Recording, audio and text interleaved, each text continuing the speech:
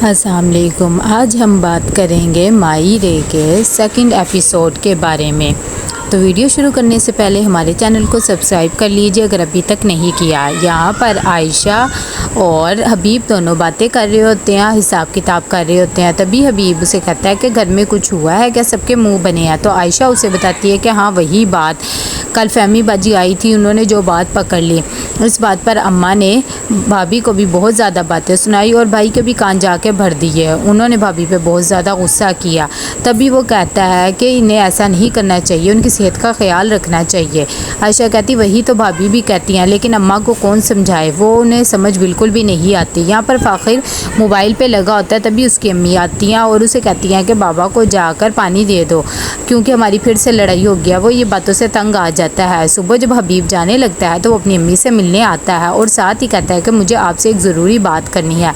तब वो कहता है कि अम्मी आप क्यों भाई साहब को जाके टेंशन देती रहती हैं, डॉक्टर ने कहा है कि उन्हें बिल्कुल भी टेंशन ना दें।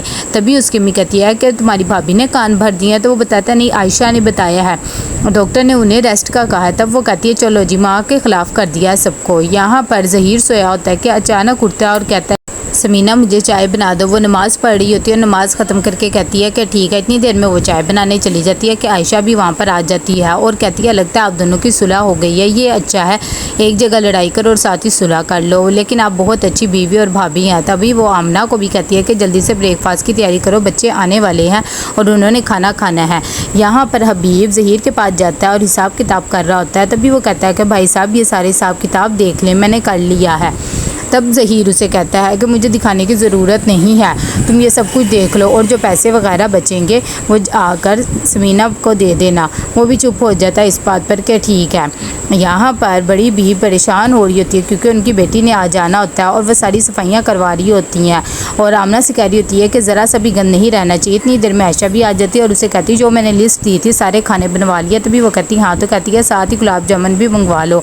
यहाँ पर तैयारियाँ हो रही होती हैं। तभी फ़ाखिर की माँ उसके पास आती हैं और उसे कहती है कि तुम हर वक्त गेम्स खेलते रहते हो, अपनी पढ़ाई पे भी ध्यान दो। जब रात होती है तो हबीब और आयशा बैठे हिसाब किताब कर रहे होते हैं। तभी आयशा उसे कहती है कि फ़ीस भी देनी है और साथ मैंने कमेटी के पैसे भी देने हैं, तो कुछ मुझे पैसे दे देना। तो हबीब कहते हैं कि ठीक है, मैं भाई साहब से बात करूँगा और दे दूँगा।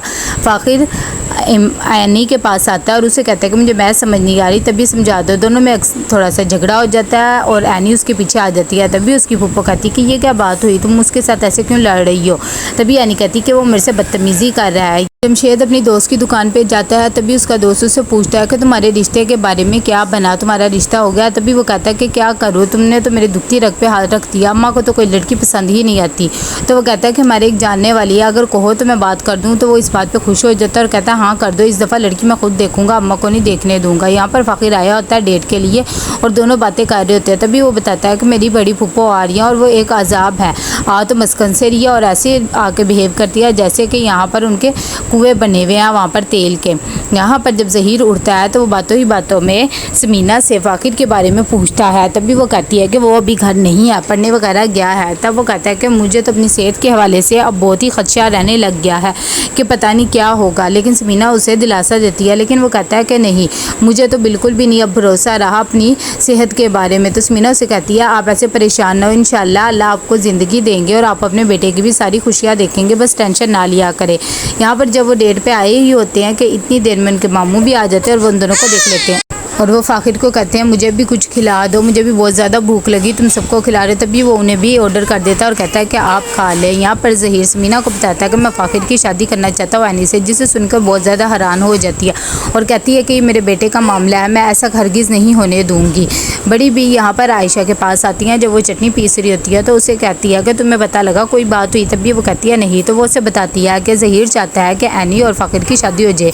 ये बात जैसी आयशा सुनती है तो भुखला जाती है और वो कहती है अम्मा अभी तो वो बहुत छोटे हैं। तो कहती क्या हुआ, छोटे हैं तो क्या हुआ। लेकिन ज़हीर अपनी बीमारी की वजह से बहुत ज़्यादा परेशान होता है। आयशा गुस्से से उठ के वहाँ से चली जाती है। तभी अम्मा कहती है कि हद हो गई, इन्हें तो बस काम छोड़ने के बहाने चाहिए। यहाँ पर एनी अपने स्कूल में होती है। तभी सब दोस्त एग्ज़ाम्स की तैयारी कर रही होती हैं और एनी को बिल्कुल भी टेंशन नहीं होती। आयशा समीना के पास आती है और कहती है कि अम्मा क्या बातें कर रही हैं, मुझे तो अब पता लगा। तभी समीना कहती है ये सब कुछ क्या कर सकते हैं, ज़हीर को भी अम्मा ने ही भड़काया और उन दोनों की शादी का कह दिया। हालांकि अभी वो दोनों बहुत ज़्यादा छोटे बच्चे हैं, मैं हरगिज़ ऐसा नहीं होने करने दूंगी। एनी जब स्कूल से वापस आती है तभी वो पूछती है खाने में क्या है, तो आमना भी बताती हैं खाने में आज कुछ भी नहीं है, घर में चिक चिक हो रही है। तो वो कहती है कि आप मुझे पराठा और कबाब तल दें।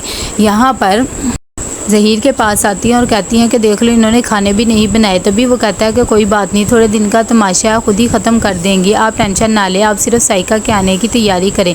तभी उसकी अम्मी कहती है तुम दवाई ना खाना, मैं तुम्हारे लिए कुछ भेजती हूँ तो उसके साथ खाना।